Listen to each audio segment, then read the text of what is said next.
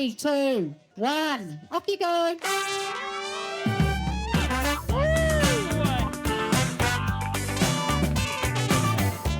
ora koutou, it's Matt Raymond here from Dirt Church Radio. From time to time in the history of DCR, Eugene and I would turn the mic on ourselves to check in on where we were sitting with things. It's been nearly 1 year since we had a big change at DCR, so what better time to check in with my new, and I'm putting that in scare quotes, co-hosts, Ali Pottinger and Andrew McDowell. So tonight I'm going to be turning the mic onto them to ask them a bunch of questions about their year at Dirt Church Radio. But first, I wanted to ask you guys about 24 Hours of Blue Lake. How was it? It was so good. It was kind of weird because I was there during the day and Andrew was there at night. And so I got to enjoy the beautiful weather, lovely trails, good company. And then I heard that Andrew had gone later on. But can I just tell you, I had to have one highlight, okay? So you know how Blue Lake's like quite quirky and, you know, kind of a grassroots, quirky, fun, do whatever you want event because it's just 4 mates organising it. Well, they do giveaways and I had taken our DCR patches, so I haven't even told you this, but Matt had given me like a bunch of DCR patches and I was like, well, I'll give them to people that listen. And Sarah's son, Freddie, so he was like, oh, can I give them away? And I was like, well, you have to ask people if they know what it stands for. And then if they know what it stands for, they can have one. So that's good. Yeah, so I'm standing there at this shoot and people are running up, you know, that hill that kind of gets you to the tent where you can mark your lap on the board. And I'm standing next to Sam Beale, who is about to represent New Zealand for World Track 24 Hours, 17 minutes for 5K, like pretty legit runner, right? And looks a bit like Captain America. Yeah. So standing next to him, standing next to Sean. Is that leg day? Sam Beale, he's just super jacked, like the vanilla gorilla. He's super jacked. Yeah right. So I'm standing next to him, having a chat, and standing next to Sean, who's on the mic. And so Sarah's son, Freddie, comes up to Sean and he's like, Sean, can we give these away on the mic? And Sean's like, we can do a giveaway. So he goes on the mic, he's like, if anybody can tell me what DCR stands for, they can have a spot prize. So Sam puts up his hand, he's like, I know, Dirt Church Radio. And Freddie, who's 9, turns to Sam and he just goes, you're not a runner, pointing at him. And Sam's face just drops, like his jaw is just on the floor. He's blushing and he's like, oh. And honestly, I could not stop laughing all afternoon. And then they were doing another giveaway later where they were like, oh, if you can come and do 10 press-ups. And Sam's just like, I wasn't going near Freddie again. Is this where we find out that Sam can't do 10 press-ups? No. He definitely could do 10 press-ups. But he was just like, I'm not ready for the trolling that could happen. Oh, man. Oh, it's so funny. I mean, I can understand it, but it's the old don't judge a book by its cover. That guy is fast. Yeah, he is. Yeah. He run 100 miles as well. So, that's funny. That's great. But it was great. It was a really nice day at Blue Lake. How was your midnight marathon? Super. Well, it was super cool, but it's super weird, right? Like, you know, I had to risk of telling a boring story. I live near Eden Park. The rugby was on, but I made a huge mistake in making assumptions that, like every other game, it would be on at 7 o'clock. 5 o'clock kickoff. And therefore, at 8 o'clock, I could boost when it was like empty streets, right? Oh, no. And it was about 3 in the afternoon, and then we're looking like all these people are walking past our house, and we're like, "Gee, they're keen. Oh, why are they getting there so early? You know, 4 hours before the game starts." And then just that tiny little voice in my head said, "Hey, maybe you should check. Maybe you should have a little look to see when the game is." And then, of course, 5 o'clock for reasons I don't know. So 2 hours later.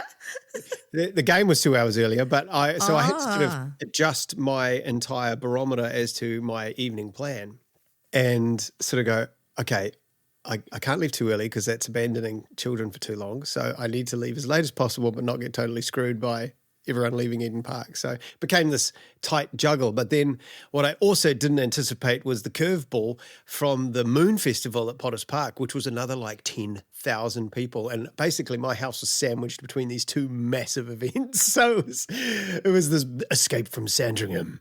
And I did manage it. And in the end, of course, I got down to Blue Lake at about 10 o'clock at night. It was great. I got to catch up with all sorts of friends. The continuation of myself and Dawn Tuffrey only ever catching up when it's the middle of the night continues. For some reason, that's happened on at least a dozen occasions. It's just one of those things. And got to do a couple of quick interviews, actually, which you'll hear later on. One was the event director, Sarah Sunshine, just to ask her how she was going in her first year of running the show. And Sue Hunter as well, who is going to LB in France with Sam, the aforementioned Sam, as part of the New Zealand 24-hour team. And she also had an athlete running it. I think his name was James, going for the Claw. And I think he did 100 miles. So pretty darn good effort. So yeah, I don't think anyone got the Claw. No, nobody got the Claw. No. There was a 31 lapper. Sorry, I should have prepared this earlier. A guy called David got to 31 laps. Perhaps most interestingly was this awesome, and I'm sure the two of them were not thinking of it like this, but from the outside looking in, you had Jean Beaumont and Michelle Dean going for the 100 mile, the buckle. And I don't know if they knew this or if they cared or whatever, but they were only like with sort of 3 laps to go. They're only about 500 meters apart. So it's not a race, but it can be, you know. Is that the first female 100 miler there? Fantastic question, Ellie, because that's exactly what I was asking. I said, is this actually a race to see who's going to get there first? And after doing actual journalism and asking the previous race director of the first 10 years of the race, Chris Townley, we got to the answer that back in 2022, Patrice Stitchberry was the first to actually do it. And then I believe Jean came in just ahead of Michelle for the second and third people to do it. Don't know about times for Patrice, but regardless, that's very, very cool to get 2 female 100-mile finishers this year. Congrats to both of them. Andrew from the future here. I'll be making a couple of appearances in this episode. Well, golly, that's embarrassing. I completely missed that Sian Johnson also completed the 100-miler over the weekend. So that makes 3 females that completed it all this year alone, which is just amazing. So humblest apologies, Sian. Just totally missed that one. And congratulations to all 3 of you. How did Jane McAlpine do? She was going for the Claw. Man, she was tracking really, really well. She was 100K in about 11 and a half hours, I think she said. But as things do at Blue Lake, and I can certainly relate to this in my claw attempts, things just get hard, man, when it gets into the small hours. And I think we caught her at about 23 hours, laps, sorry. And she was done. She'd done one more lap than she kind of wanted to. And she just said she was absolutely stuffed, just super fatigued. And also time, she knew she didn't have the time. She was behind by a little bit. And her very supportive husband said, look, you'll still make it. And she's like, no, I won't. He says, well, if you don't stop, if you get rid of all your stopping breaks between now and the end. And she's just like, no, forget it, man. That's not happening, and fair enough too. But I mean, yeah, so everyone tried, but not quite. But she was certainly for a long time there tracking well. I'm sure she'll be back. Yeah, look what a journey she's been on this year, right? Huge. And her husband's done some miles too. I remember the first time she turned up to relapse, he looked quite bewildered with everything that was going on, good farming stock. But he looks like a seasoned pro now. Yeah. And sorry, to answer your actual initial question was, for me it was very strange because I turn up in the dark, I run a marathon in the dark, and then I slept for an hour at Sam and Joe's house and then drove straight home because I had to get back for cricket. So it was a really weird experience at Rotorua because I really didn't see anything except for the trail right in front of me. But it was heaps of fun getting out there and going for it. Giving it a bit of a push too, because why not? You drive all the way down there, you may as well run a bit harder than you're expecting, and it was really good fun. Andrew from the future here. I forgot to do the little introduction-y bit for our two short little 5-minute interviews. First up, we have Sarah Sunshine, race director of Blue Lake. We're here at Blue Lake. It is just after 11 p.m. and I have with me the race director at the moment because everyone else is asleep, as I understand it. Sarah Sunshine, how are you going? Yeah, awesome, thank you. Been a big day, but having lots of fun. Obviously, this is the first year with no Chris Townley involved. Yeah. Does that mean things have gone way better or worse, or is it hard to quantify? It's really different without Chris. One of the great things about what he's done, he's known he's been leaving for a little while. Uh-huh. So he has set us up really well to be able to deliver the Blue Lake 24-hour without him around. But he was here yesterday helping out, so which was awesome. And nice to have him here. Did he clean the spa pool, or did he just leave it for you today? Oh, I don't know. I never got anywhere near that spa pool. It looks pretty grotty, but... What sort of changes have you made since we're on year 11 now, and, you know, you're in control? What sort of things have you done? Yeah, well, I guess, you know, with more people coming, I think we've got about 750 people here this year. And if you probably double that with support crew a bit, so maybe 2,000 people here over the day.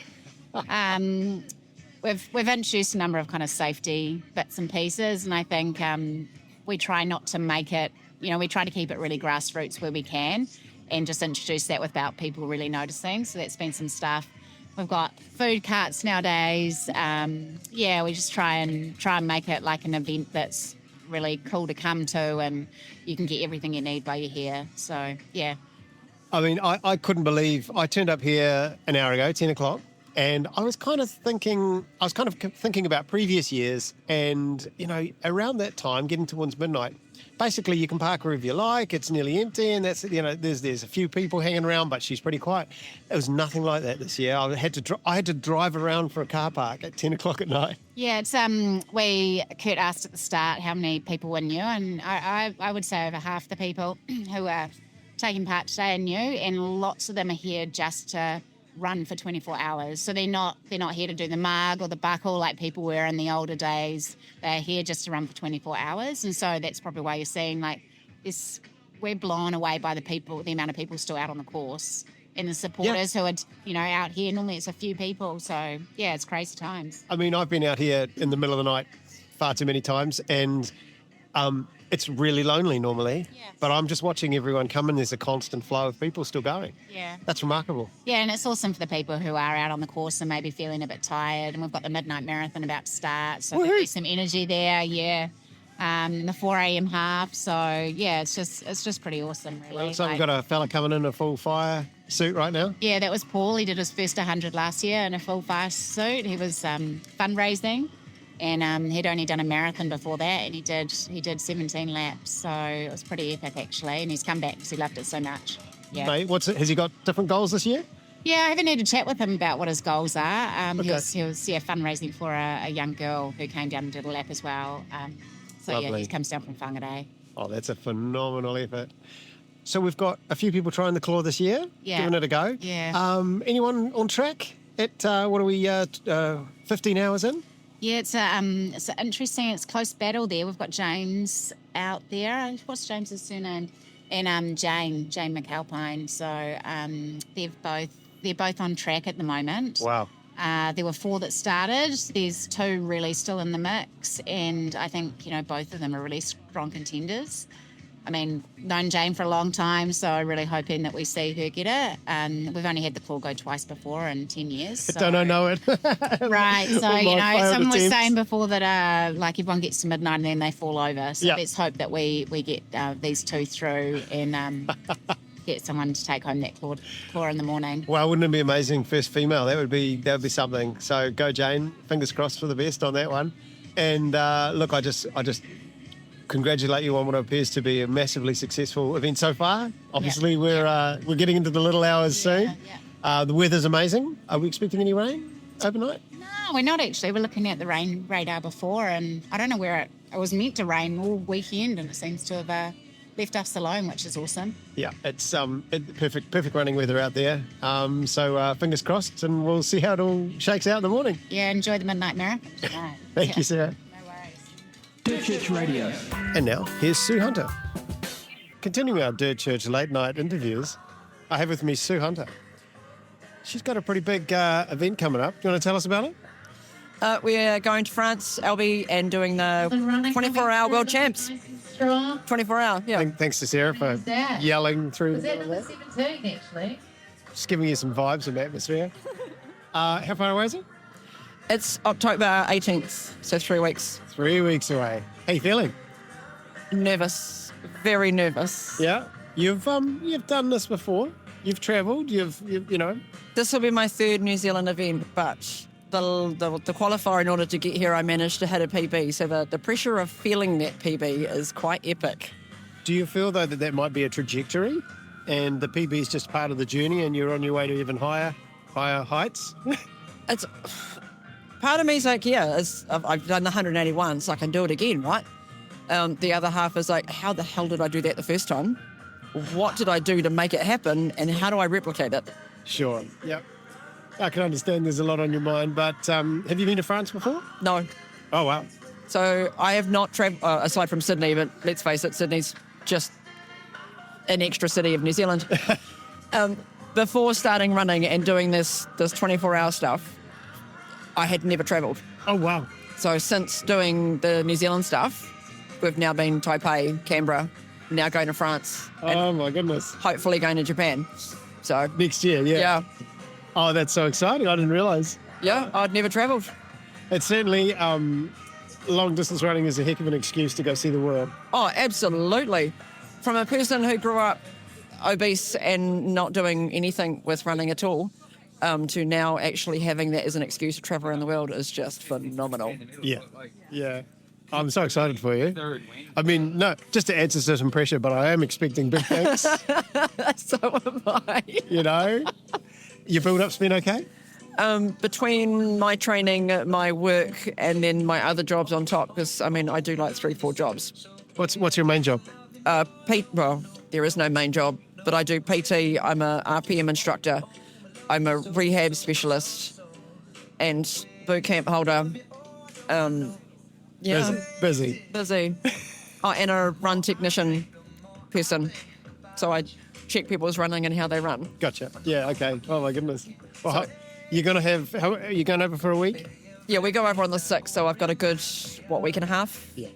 To actually try and figure stuff out. Look, I'm excited for you in the sense Albie is an absolutely beautiful town. And the track is not that beautiful. I mean, It can't be any worse than Taipei. less scenic. Would you believe? But it won't have a hairpin. No.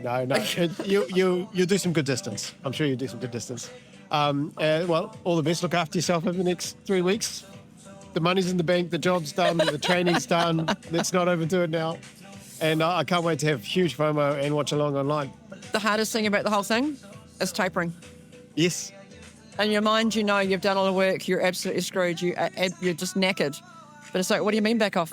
Because you're starting to, well, you're also feeling really strong, right? You're tired, but it's a good tired, right? It's like, I've got this. This week, I've pretty much actually, first time ever, recognised the fact that I'm absolutely knackered through everything that I put in a day. It's like, wow, tapering's actually going to be a good thing. But like today I'm tapering here at a 24-hour event where there's this amazing loop, and I've had to hold back, and I've done 3. I've been here since lunchtime. Oh, wow. Good on you. That's some willpower. So hard. Go well, James! Sorry. Yeah. Nice. It is just ridiculous. Is that James doing the claw? Yeah. Ah, very good. And got an go, Gene. Thanks, man. Look at a cheeseburger. Woo-hoo. That's the amazing Jean Beaumont doing more laps. She's out there trying to get the buckle this year. It's all going. It's all going. All right, all the best, and thank you for your time. Talk to you soon. Thank you. Bye. Excellent. Right. Well, I have prepared some questions, and what I'd like to do is some of them I'm just going to flick to you, and some are specific to each of you, the individual questions, and then I've stolen Ali Ponger's idea, and we'll go for some rapid fire at the end. I can't guarantee rapid answers. I'm not very good at short answers, but I'll try. You love them. This is one for both of you, and you can nominate between yourselves which one goes first. But what's been the most surprising thing about joining Dirt Church Radio? This is going to sound really stupid, but that people listen to your conversations. And I think the other Not thing, anymore. You made them feel very self-aware. the other thing is, like you hear a podcast and I think you don't kind of fully appreciate the work that goes into it. And so now being on the creating side is going, oh, wow, there's a lot of time that people are putting in for these things to come to fruition, like Andrew loses how long a week editing. Oh, no, we don't edit anything. I never say, and hang on, can we start again? No, it never happens. Okay. And then Matt with the socials, and then preparing questions or lining up guests or trying to work out time zones. Holy moly, that's confusing. So, yeah, that's kind of been the surprising thing for me is just that people listen to what we're talking about and the workload. What about you, Andrew? I don't actually know how to answer this. I just don't know if the word surprising is the right word because I'd already been doing a bit with you guys for years. So it wasn't surprising in that sense. I kind of knew what I was getting into. And of course I mix podcasts. I've recorded countless other podcasts. I kind of know the deal. Maybe not being told that I suck. That's surprising? Yeah. People have been really positive and I guess Kiwis are generally pretty good. They don't tell you suck to your face. So feel free they don't. Maybe give me some perspective. I don't know. But I think people seem to like it and seem to be very positive, and that is really nice because I think I said to you when I first sort of joined, I said that I want to use this as an opportunity to give back time and knowledge that I have to the trail running community. And if nobody wants to hear that and they don't care, that's fine. I'll stop, That's really all it's about. And I've definitely felt that people do take on board, especially not giving kudos for under 4 kilometres. That is a very important thing. No. That came up quite a few times while I was out at church. Was that well received, Andrew? Or were they like, dude? Yeah, I didn't get a lot of hugs for it, but that's okay. It's nice to get some banter amongst the community. I was reflecting on a run I was doing the other day. I was coming up over the ridge at Riverhead and I was thinking, if I swam the Cook Strait, he wouldn't give me kudos. But then I was okay with it because you maintain a standard and you're consistent and it would be a really nice comment. So I'm going to come out in support of Andrew's no kudos on the 4K rule. Can you just please test him and swim the Cook Strait? Yeah, I'd like to. I want to see this. Yeah. Okay. Poor old Reece Johnson the other day, he did a out and back and he saved them as 2 different things. And the out was 3.97 and the back was 3.98. I'm like, well, I'm sorry. I reckon he's doing it just to trigger you. Could be. It could be. I'd like to see more of it. I'm up for it. Tag Andrew in your runs. What's something that's that you found more challenging than you thought? Can I just say, trying to talk straight when it's 8 o'clock at night and I've had a big day and I'm trying to come out with something, that's legible and understandable. Yeah, that's fair. And you have a challenging household, shall we say, especially with a little toddler. And late in an evening is not the easiest time to be trying to because you got to be pretty this is hard, right? Saying things and not sounding like I say and quite a lot, and I have the luxury of being able to remove them in my edit so that I sound a bit more coherent than I actually am. But to be honest, when I'm listening to you two, you're really good. Neither of you actually say and anything anywhere near as much as I do. So I was about to ask if we do that. No, I hardly Andrew's edit you two. Damn, I've always got to edit Ali saying. No, I don't. Oh. Promise. Huh.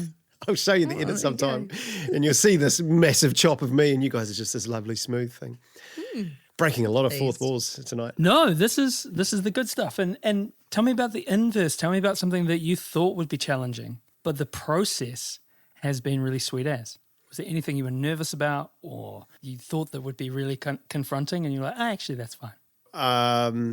I quite liked just fixing up audio for you guys every now and then rather than actually people listening to me try to interview somebody, which is something I'd never really done before and was definitely pretty scary. Ellie, who was our first person we interviewed? That American girl. Oh my goodness, my head is Amanda gone. Bisham.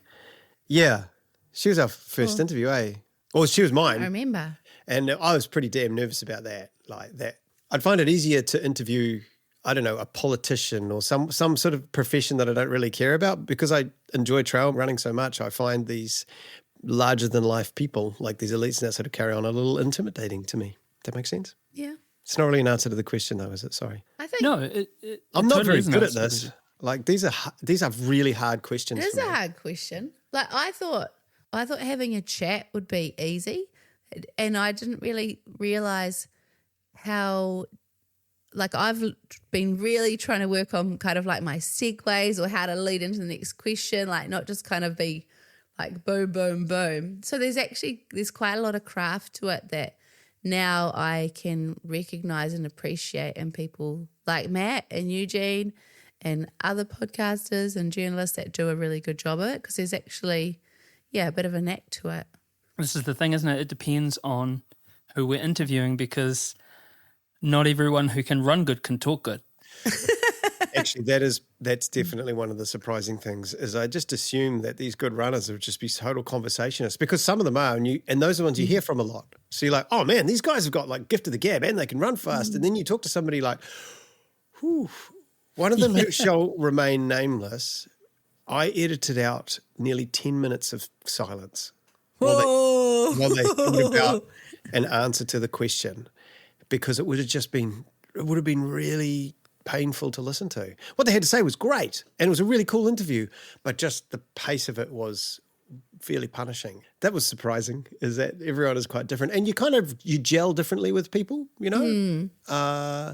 and some people just put you at ease and you're really relaxed. Some people you think are going to be really easy to chat to, and then because they've got a mic, they've got the record button hit, they kind of freeze up a little bit, and it takes 10 minutes to sort of get them back to normal, the way that you know them.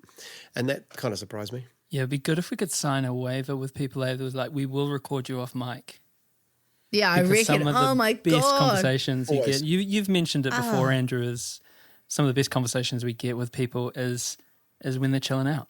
But you know that the reason they're saying all those things is because you're no longer recording. So there's definitely that is one of the surprising things, is the amount of goss that you get on you learn in this job in this hobby. So much tea. There's so much tea. Yeah, and we can't tell you any of it. Sorry. Well, that's Can't we? well. It's nice that we have a I'll be digital. telling everyone. yeah. You'll never guess what he said. Oh my goodness. Yeah. And that's the thing, is that that's the image of it's all digital now, but the cutting room floor, all those nuggets of gold just laying there on the They're all floor. there, mate. Yeah. Yeah. Andrew, this question's for you. Look, you've raced a fair bit this year. You've done some incredible races. Has being part of Dirt Church Radio changed your thoughts while running? Like, I mean, you spoke before, you get comments and feedback and people like what you're doing, but has the act of becoming a podcaster kind of changed? Do you thinking about how stuff would sound? Are you thinking about story ideas? Or are you just totally in the zone? First of all, I haven't raced as much as I would have liked to this year. I've had so By many. normal races, it's been standards, if we were in disgusting. the medium, you would be up the top, man. What is it? Three milers, but it should be like 5 by now. But that's okay. I'll cope. I don't know if it's too different to before. I think like at Blue Lake, I pulled the old little microphone out to do a couple of interviews. That's probably the first time I've done that or had the time to do that. Usually it's kind of like, I'm in a race, I'm doing a race, focus on the race, and I don't really want to think about, the recording side of things. So I don't think, it's a boring answer, but I don't think too much has changed. Maybe that's a little on me. Maybe I should be thinking about how to, if I go to some destination race, how to actually turn that into some sort of interesting narrative as a little, side podcasty thing that we can throw in to talk about going on a trip like that. Maybe. I mean, the younger kids, the influencers, they're really good at that stuff. They're quite happy to grab their phone and chuck it on themselves. Here I am, I'm on my way to do it. It's going to be amazing, and I just can't do it, man. I'm far too self-aware. I'm self-conscious. Is that much of an answer? No, it's perfect. No, I absolutely share that self-consciousness. I got asked to record a wee snippet of promotion, and I was in the middle of nowhere. Like there was no one coming. I still was sweating bullets, trying to do this thing. It was terrible. Yeah. Somebody Harder than it looks. Respect to the influencer They're grind. just growing up with it, mate. It's just they're not even thinking about how it makes them look. It's just is what it is. I think a lot of them. I'm going to punt it to you, Ali. How's Dirt Church Radio impacted or influenced your travel and MC work this year? Because you've been around too. Yeah, I guess it's made me want to share the buzz of cool events that I go and visit and work at, and kind of try and share those stories, because I don't know, it's hard. It's hard to kind of get it all in mic, but hopefully that's kind of, been something that's added a different tinge to what I do. And hopefully people can pick up on the excitement that comes from these different events that I get to go to. It's a hard juggle, isn't it? Because they're having travelled with you a bunch too. They're busy, so you're not just doing, you're not running 100 miles, but we're up a lot. No one's getting much sleep. Nah. There's incidental travel. Can you be at Perisher at 3 a.m? Okay. Yeah. Just adding to that, like Blue Lake, because I was up all day, drove down there and ran until, I thought it would be 4 a.m, but it turned out to be 5 a.m, thanks to daylight savings. I didn't really allow for that loss of hour. I didn't quite factor that in, but that's okay. So I was up all night and I got my 1 hour sleep, and then that Sunday, everything felt like I'd done an all-nighter 100-mile race. So I know exactly what you're saying. Like, you don't need to be running 100 miles to feel all of that fatigue and all, just that whole effort and everything. It really, we are humans after all. What's been your favourite conversation that you've had in the last 12 months? I don't know. There's been so many. Can I pick like a top 3? Okay. I love the chat with Abby Hall and Jasmine Paris. Like, she's an absolute champion. So that was one of the, like if I was thinking about my running idol, it's probably her. And then I just love the chat that I had a couple of weeks ago with Justin Grunewald. Really enjoyed that. And then obviously like our kind of fortnightly banter where Andrew slides in eating his dinner and swearing about whatever's going on in his day, and Matt and I are just laughing whilst Andrew's having his... It's really good. It's going cold. I need to hurry up and eat it. Shut up. Yeah. So no, I enjoy that, like just kind of having a laugh, having a catch up and talking nonsense about running. What about you, Andrew? Well, I'm going to be biased and say that I really enjoyed my double with Stephen Redfern and Sam Harvey. I found both their stories really interesting, engaging, just their headspaces where they're at. I find them both very easy to talk with, and just it's one of those. They are a good example of people that you are instantly relaxed, instantly chatty, and away you go. And the questions just flow. Neither of them I had no questions written down for either of them. It just rolled. And those are it's always nice when you don't have to refer to any notes. Matt, what's been yours? Sage Canada. Oh, Sage. And for the reasons that, there was that photo of us in 2014 that I posted up. And also he has a somewhat of a prickly persona. He can be quite prickly. And then he's getting into these, bloody Twitter fights with Jason Coop, and your boy Scott Duritz made him, after we did that interview, and we were all really happy, and then looked at the Western States thing and they were calling him a virgin and all that sort of stuff. Like, he really does take quite a bit of heat. Quite a bit of heat. And I think, kudos to the man. But I loved that conversation with him, and I thought he was really open and it was very inspiring. And it's nice to be, I've been doing this for 7 years. It's nice to be inspired. So yeah, Sage Canada, he was my favourite. And, you find some gold in every single one, though. Yeah, you do. He's a pretty good piano player too. Yeah, he's a double threat. Okay, so we'll move on now. We're borrowing an idea from Ali, shamelessly stealing it. Let's get into a rapid fire round, and this is going one about. Okay, so we will alternate questions, starting with you, Mr. McDowell. You're on the clock. Most underrated race in Aotearoa. Well, Obviously, I'm going to say Northburn because I think everyone should just go do it. But I'm pretty biased. So is that underrated? So ignoring that one, edit all this out. No, don't. My No. thinking- I was totally expecting this. I was like, this is going to be textbook Andrew. We're going to have Northburn, but he's also going to try and think of something else. Oh, yeah, I know. I am. Honestly, my children are constantly telling me, you're going to do this, Dad, and then you're going to do that. Yep, you did it. And I'm like, they've just got me so worked out. I'm so predictable. It's ridiculous. Anyway. It's good to be predictable as a parent. It's an maybe. Yeah, it is. underappreciated Okay, skill. Thanks, man. Thanks. I still don't have much of an answer for you because most races become popular because they're good. So it's the self-fulfilling prophecy. Ali, most underappreciated stress of coaching. I guess that buy-in that you have with an athlete and knowing what running means to them and really wanting to get the loading right for them so that they stay in the game and achieve their goals. Like for me, I feel that kind of weight of responsibility and really want to do my best by people and to see them achieving. Andrew, flat or fizzy? Flat. Fizzy gives me hiccups. Fizzy's great. It gets all the good burps out. You mean like during a race or in life? Hey, you define the terms. Generally, and actually it's both, so it doesn't really matter. But definitely during a race. Fizzy's a nightmare in a race. Do you reckon? Absolutely. When you bang a bit of Coke into your soft flush and it swells up like that. And Oh, yeah, you don't want that. You but gotta- when you drink it, You got to get rid of the air. So if you put Coke in, if you squeeze out all the air, then you're good. That's the mistake you make once, and then your bottle's like exploding almost, and you're like, what have I done here? But I mean, I can understand like racers can't be buying 100 bottles of Coke and opening all the lids a week beforehand, or it's not going to work. So I understand that you just have to put up with it. But I thought you were just meant to dump a spoonful of sugar in it and it flattens the Coke. sounds good to me. I don't know. Yeah. I believe so. It works, does it? I believe so. Ironic, considering they're Yeah. full of sugar already. I know. Extra sugar. Okay. Try it. See what you think. Yeah, Andrew. yeah.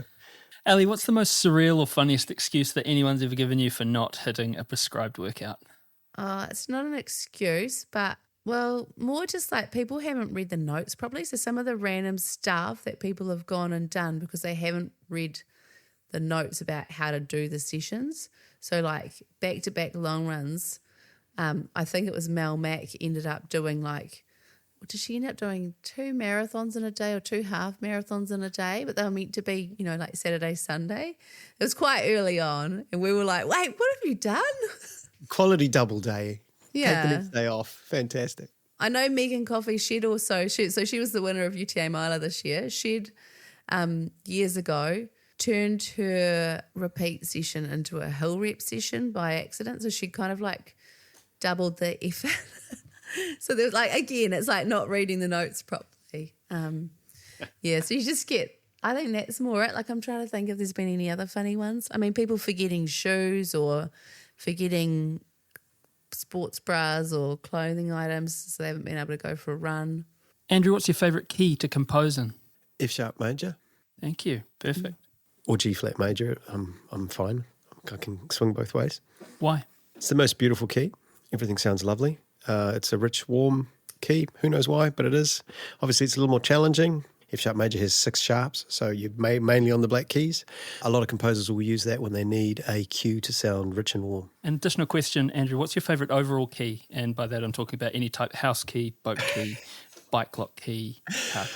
I'm in the process of trying to remove all keys from my life. We have no house keys anymore, which is amazing. So everything's, fingerprint or keypad.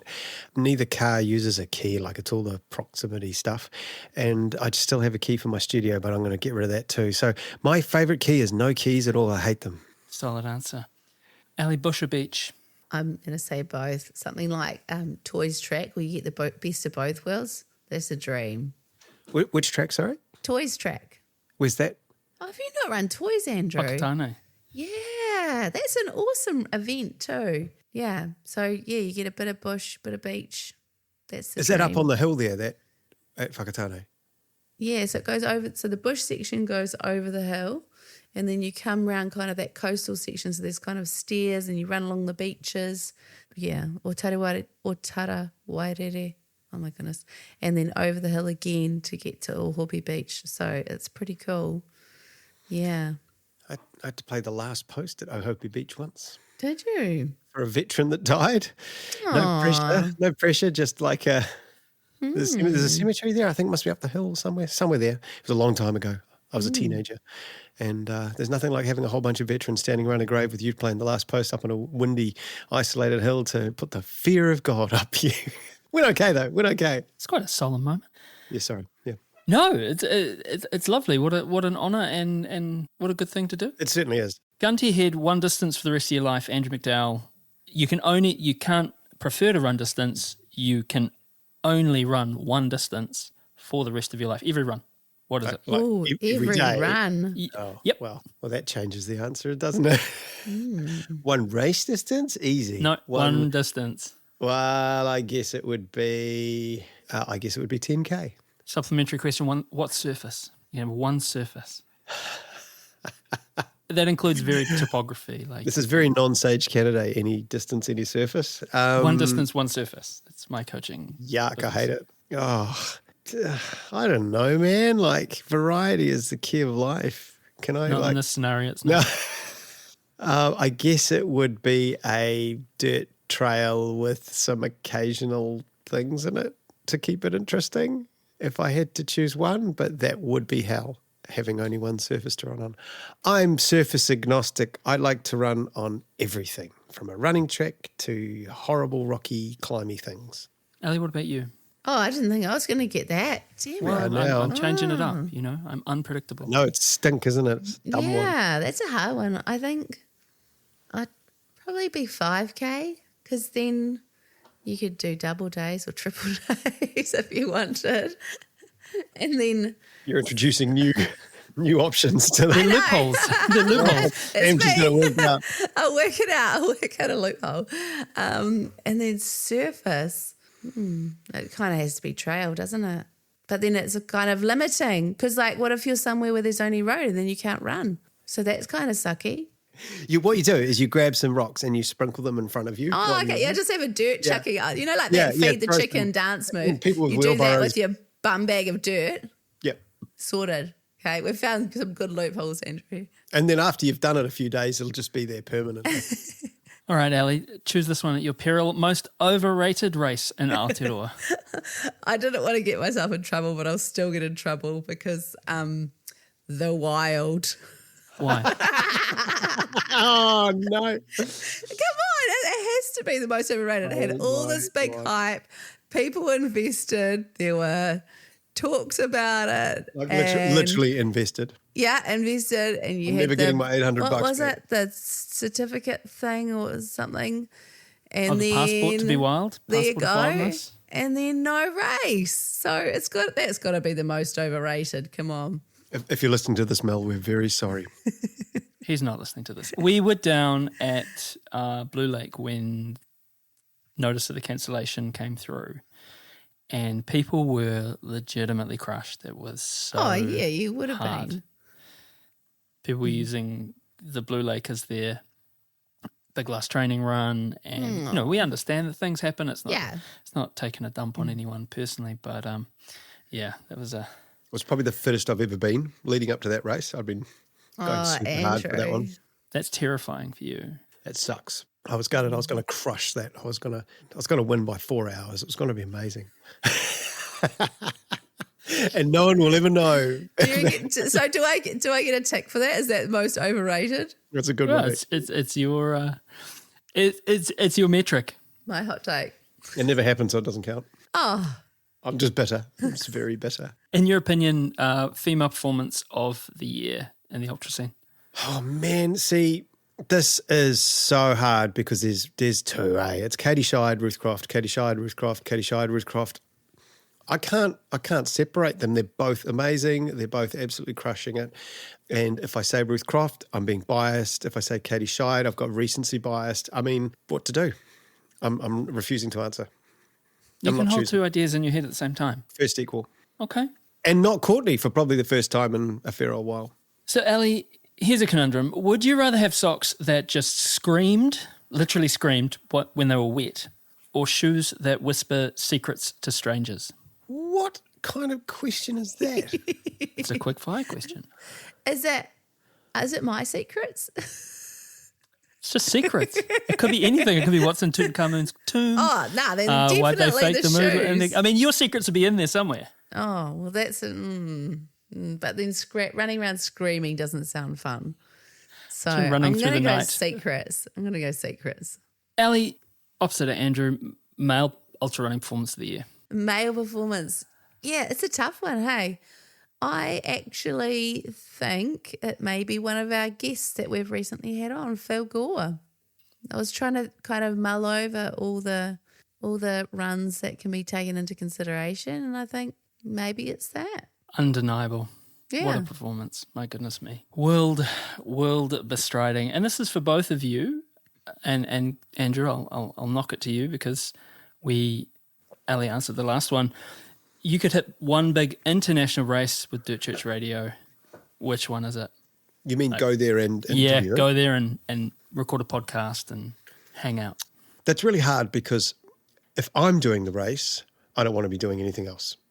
Like, No, you're not doing the race. We're just going there. So in other words, I have to look at it from a viewpoint of a race that I don't want to be running.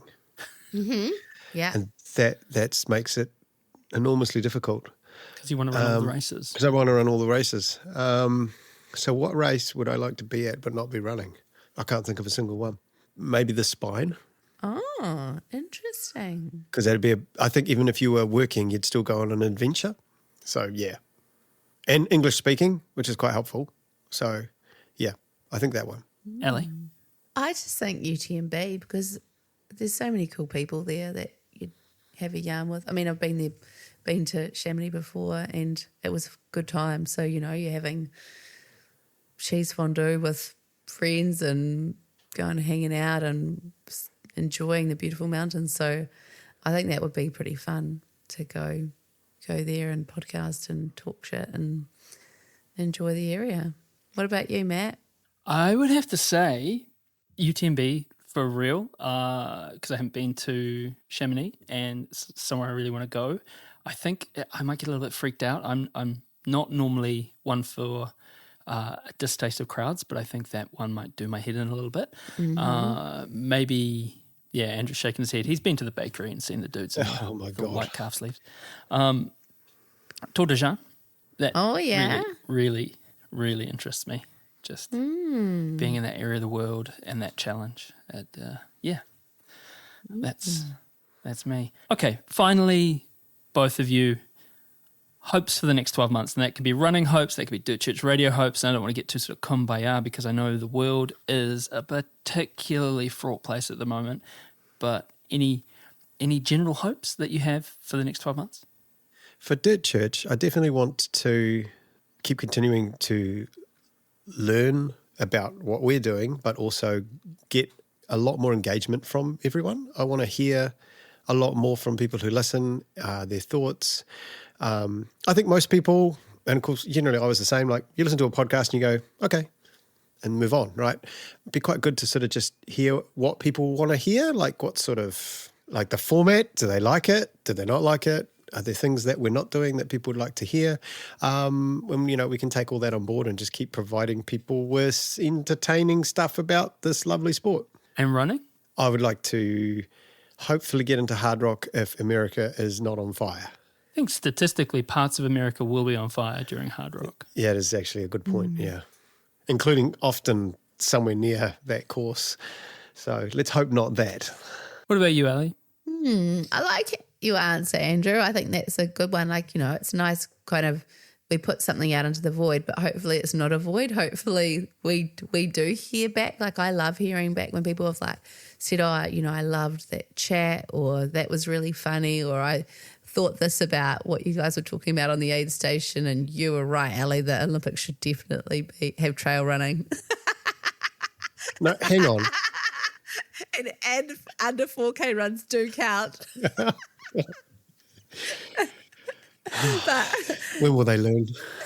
But it is actually nice to kind of hear from people and hear what they want and what they're enjoying and what they'd like more of, or that sort of thing. I agree. I'd love to get a bit more of that happening. And then again, like kind of more great guests, more of those moments that are those kind of aha moments that resonate when you talk to somebody and, hear something that is a powerful message.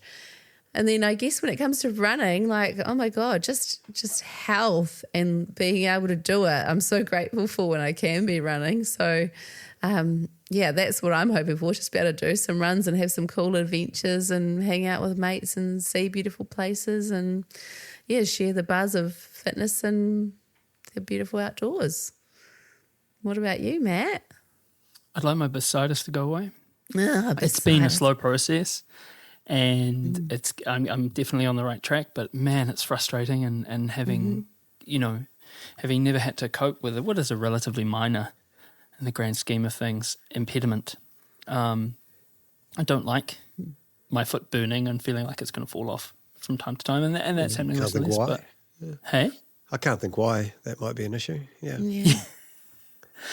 and So I was this trying to inject some humour into your tale this of is woe. Excuse well, this is the thing. It's not. It's a very small violin tale of woe, but it is a change for me, and I think it's that thing, isn't it? When running provides you with, or what running provides me is a sense of calm. I'm more coherent when I run. I'm nicer to be around. I'm braver. I'm kinder. I'm all those good things. I'm all that sort of best version of myself. Less avoidant and disorganized. It has been a challenge. So that's for my running hopes, is just for that to continue to abate. And with Dirt Church Radio, I just want to keep hanging out with you guys. I would like to see, and this is a controversial opinion, a global end to social media. I think it is the great Satan. It is a cancer on our lives, and I think that I would be... There's a lot of good and there's a lot of funny stuff with it, but I think in terms of what it has done for running culture, I pretty much feel like I'm at the end of my tether with it. And I know that's quite a contrary opinion when you're trying to grow a business that is largely online and audiovisual, but I would like us to take a step back as a culture and perhaps think before we speak online, especially if it's in perpetuity, own what you say. And but then we wouldn't have Crush the Cargill memes, and I quite like that. They've been pretty good lately. Yeah, they've been. But they've been hang on, pretty good. let's not encourage them. No. The David Bain Ultra was the it's David pretty good. Bain paper run Ultra in Dunedin that they're proposing would be a thing of. The newspaper 21 or whatever. Oh, okay. Yep. Oh, God. I did So not know about that. Yeah, look, I'm planting the seed, but they were posting up after our David Bain chat that they would be quite, they're all for it. Grassroots community-led event. But look, it's been so lovely. Wrap this up. We've kept you for long enough. It's been so lovely talking to you both, and it's been really lovely hanging out with you with the last 12 months. It's been a real shot in the arm, and I know that I speak for many people as much as myself when I say thank you very much, and it's been so cool having you on board. And on that note, Dirt Church Radio is me, Matt Raymond. Me, Ali Pottinger. And me, Andrew McDowell. That's it for the DCR AidStation. Thank you so much for your subscription, and stay tuned for the regular DCR podcast over the upcoming weeks when we've got some really great guests lined up. Mā te wā.